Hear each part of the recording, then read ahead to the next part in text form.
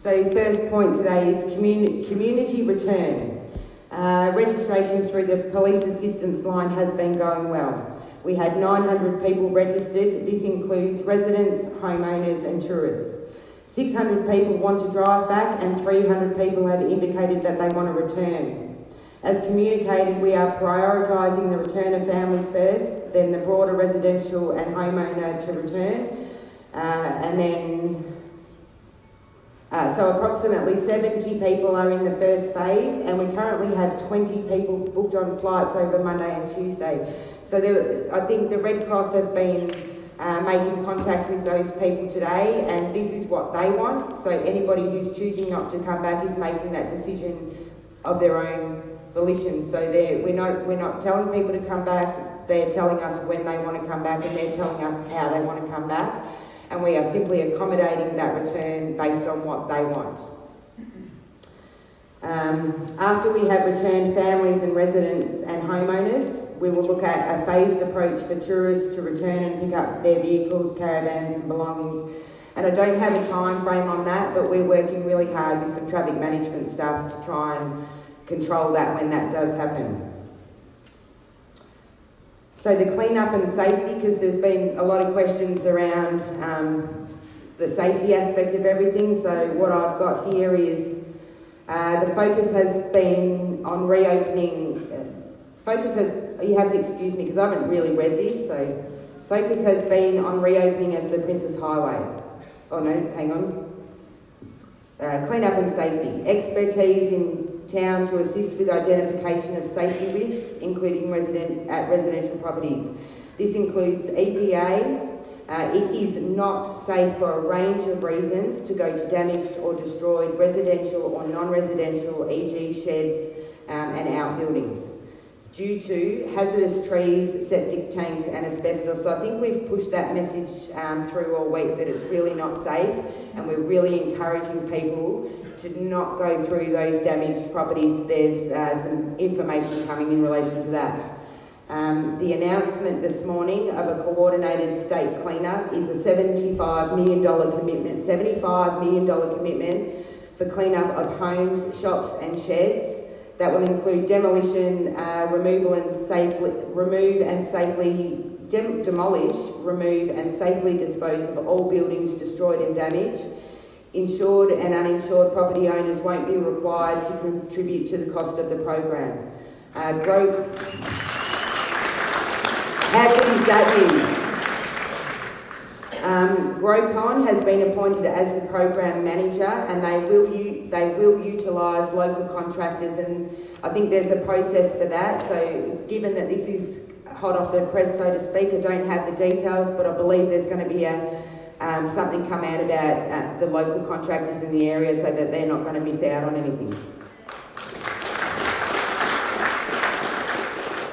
So there is a website, and we're going to make that available through the channels that we've been using, the bulletin boards, the Facebook page, every stick it on the roundabout type stuff. We'll get it out to you, but if anyone's got a pen and wants to take it down now, so to register for that, that is open www.vic.gov.au/recovery-Victoria.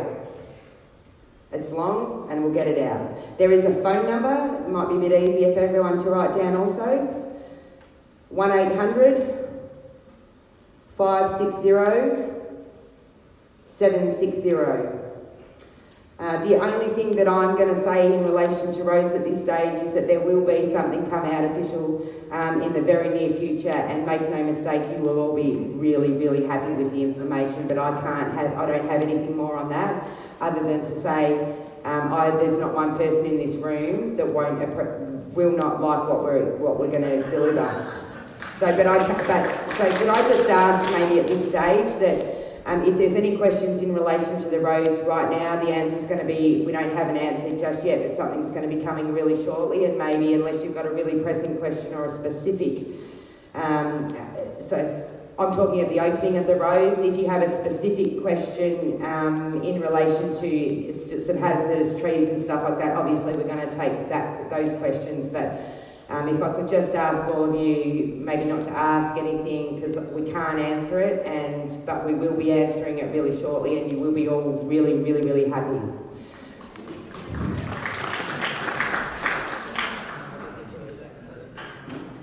So now I'm going to throw over, so this is David Chugg's replacement. So David was the CFA Divisional Commander here at Mallacoota. He flew out this morning and Gary flew in. And he'll formally introduce himself and then he'll take over from David's role. So, thank you very much, I'm Gary Oakley, Commander at CFA, and going to try and fill David's big boots. Might not talk as long apparently, but so I just want to bring you a bit up to speed on the incident control management structure. And we've just seen the crew over there at Orbost have a fairly big changeover again today. That happens every 5 days or so, and they've had a bit more activity and a few more people in around recovery. So we're trying to move forward further into recovery and get people back to business as usual. But otherwise, not too much change in the structure and the resources that are in the field to contain our fire in the field. I'll just hand over to Will. He can talk a little bit about CFA activities. There you go. Hello everyone, Will Kling is my name. I'm a commander with the MFB, so I'm here supporting... Close to the microphone.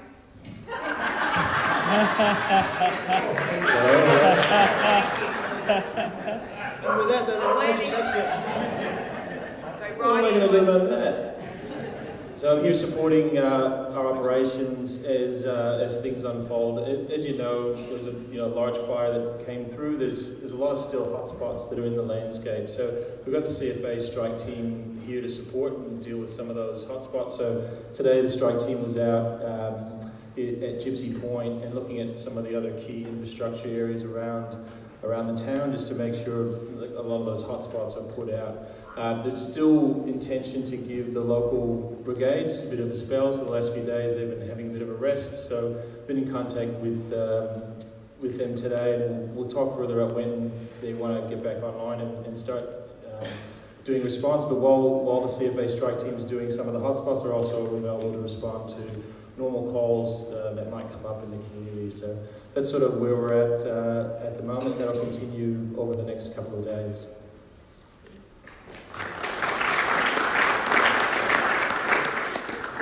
So we'll now throw over to Dash from Parks Victoria. I think everybody knows who he is. Hey, g'day folks, good to see you all again. You're probably wondering where I've been.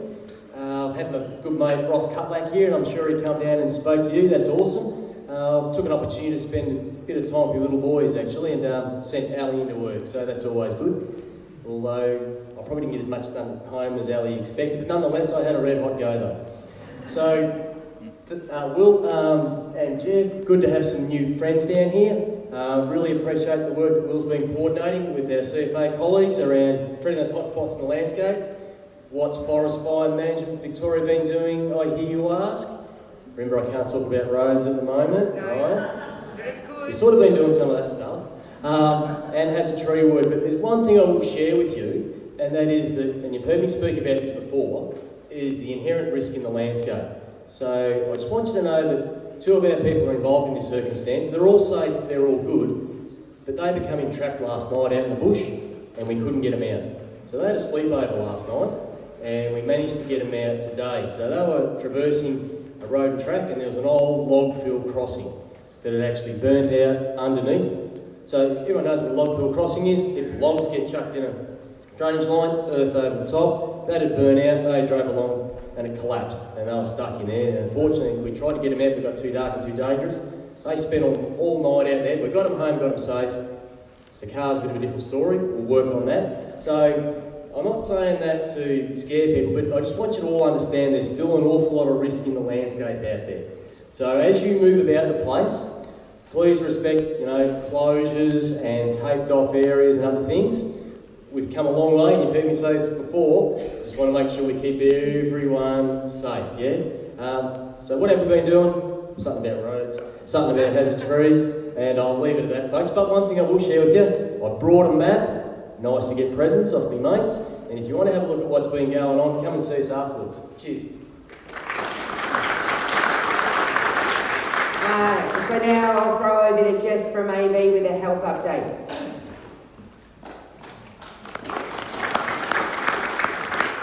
Thanks to whoever started that applause, appreciate it.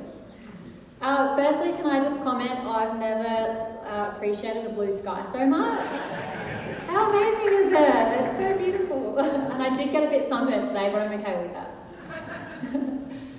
So I'm pretty much just going to repeat a lot of the stuff I've talked about over the last few days, just because it is quite important. So I'll start with gastro. We have actually had a few cases of gastro in the community. Once it starts, it's really hard to contain. So if you do have the vomiting, diarrhea symptoms, consult with a healthcare person, but also really important to just keep washing your hands, stay inside, don't go out and touch too many things so people don't contract it themselves, because once it starts, it's really hard to contain. There's lots of the hand washing stuff everywhere, so just, you know, keep up with that. I was saying to somebody we need some moisturiser because we're all going to get very dry hands, rubbing alcohol on them every day.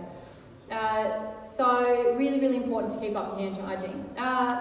Mental health, so like I was saying yesterday, we've still got mental health people up at MDHSS, so it's a really good hub for you to go to, because they also have Centrelink where you can get, you know, your payments and things like that sorted up there. So it's a really great place to go. If you have any further questions that you're kind of wanting, start with that area and they'll be able to direct you to the right person. Really, really good resource up there.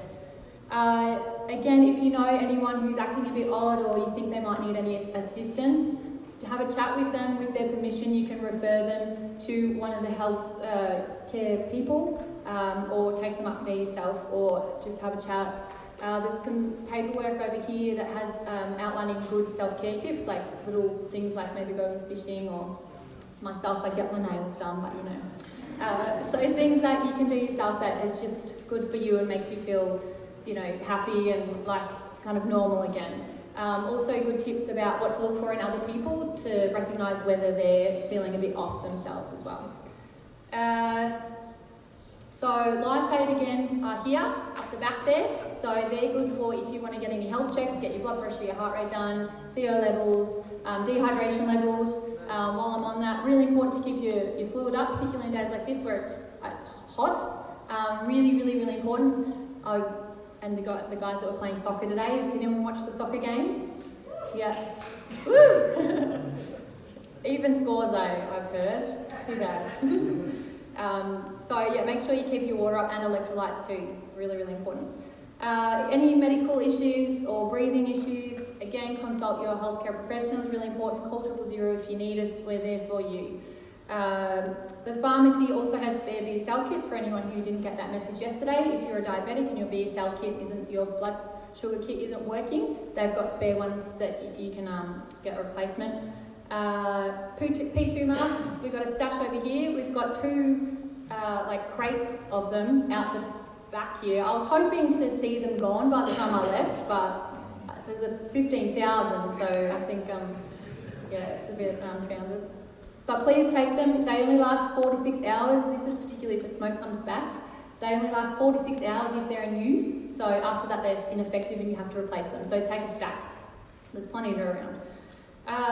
Last little point. So Sandra Tozer is back tomorrow. Who'll be permanently in this position that I've been in for the past 4 days. So I just wanted to note too that it's been a privilege coming out here and working alongside you guys. And although I don't know you all personally, I'm so proud of how resilient you are, and it's so impressive to me how you've responded to this and you know, embraced each other and embraced us coming in as well. So really thank you for the support and love that we've received from you guys.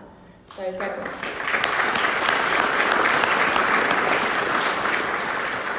So I think I'm just looking around trying to gauge the agencies that have been here that want to speak, and there's a few that aren't here, but I think Eva just wants, from the council, just wants to say something, and then I think there's a lot going on in the background, which is probably where those people are.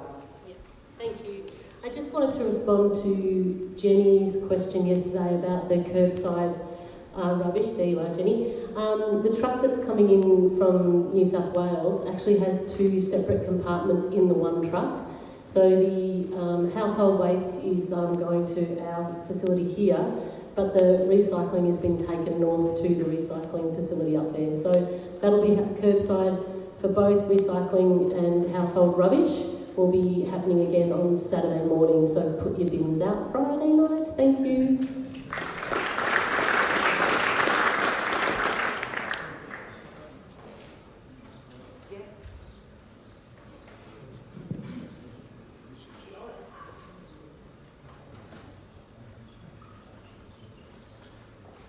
So I'll give a quick update from the big pole space. So I've had a complete changeover of my ORU staff that have been here all week. So they flew out this morning and my new staff flew in last night. So I've now had 2 extra police members come down to the station. So I'm now running me, 12 and the locals. And we're expecting some more resources. We've pushed that up and we're hoping with this traffic management plan that's in play that we're going to get a lot more, I say a lot, we're going to get some more police headed down our way to assist with the phase 3 of the tourists coming back to get their property. So I don't have a firm answer on that, but they gave me 2 extra yesterday, which is better than none. So that's what we've got from us. There's probably not much more that I need to add to that.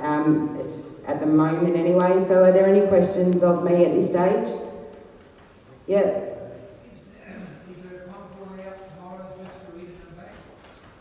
Yeah, so the question was, is there a convoy out tomorrow to Eden and back? So what we'll continue to do is we'll continue to take registrations through, so the Red Cross, so the usual process that's been happening for the convoy. So we will continue to take those registrations, and as soon as I get information on the roads, I'll let you know a definite answer. So that's what's happening with that. That may change. Yes? I have family members who don't live with me anymore, but they are family members and obviously want to see me and come home. Are they just classified as visitors or are they classified as family? So the question is, I have family members who don't live with me, but they want to come back, but they're not. Can I just ask, are they residents here? Do they have a Mallacoota address? No. So, they're grown up, they're living in Melbourne. yes. So they don't have a Mallacoota residential address, and at this stage I don't know. The answer is going to be not yet, and they will probably be part of maybe phase 4, where everybody's coming back to do what it will be business as usual. So at this stage, no. When we're talking about the residents returning, we're simply talking about residents that have a Mallacoota address that are going to be the ones that are returning. Any other questions? Is there any other agency head here that I've missed that has a message that they need to convey?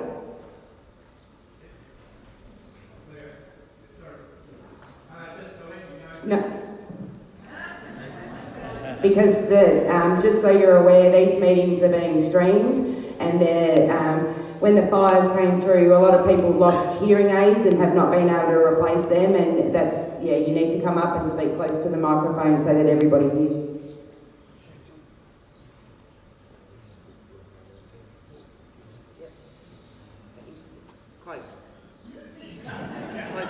G'day, mate.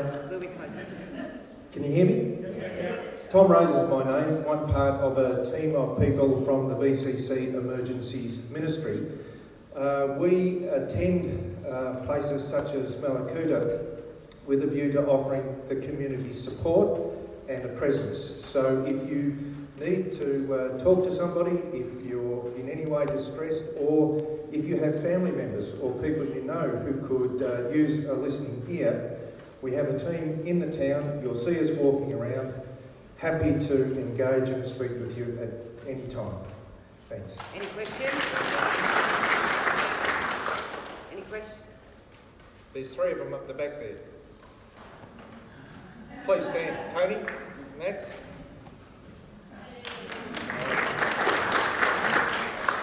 Jenny, who is with us as well, is out of town with police and one of the residents at the moment. Thanks. So any other business questions or anything at this point? So as usual, I'm going to throw over to John, who's going to have the last word like he's had every day. Hi guys, got a couple of things. One is that remember, that we're having these things every Sunday, these music, food and barbecue thingies. As a one-off, next Sunday it's happening at the golf club because it's Australia Day, and you can't have Australia Day without a beer, really, can you? So it's out there, and after that it'll be back here again. But next Sunday, there's going to be games, sausages, all that golf club stuff. And you can have a beer while you're there.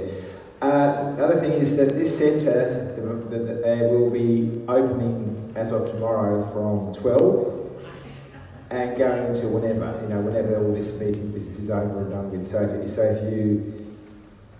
if you have anything to talk to people or whatever, you just come here at 12 o'clock. Unless you're dealing with convoy material, and if you want to put that name down for a convoy, go and see Vic Pole at the cot shop, okay? Yeah, thank you. So, okay, thanks a lot, guys. So John doesn't get the last word because I've missed something. So Red Cross are moving up to us if required. I can give you information on that afterwards if you want to come and ask me. But I did actually need to introduce somebody to you. So this is Senior Sergeant John Hodder, and he's my replacement. So he's coming from Bairnsdale. And he and I will be here for the next couple of days, and we'll be doing a good handover, but I'd like to formally introduce him because he's going to come in and be doing my role. G'day, and Leah just said everything I was going to say.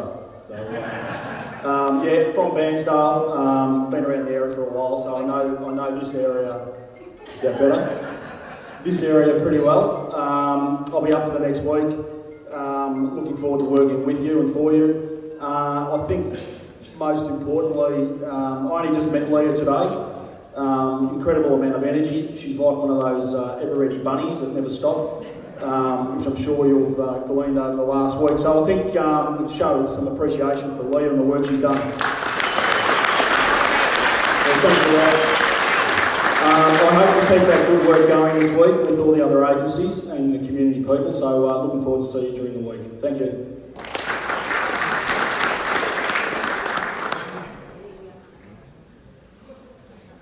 I think we'll wrap it up there.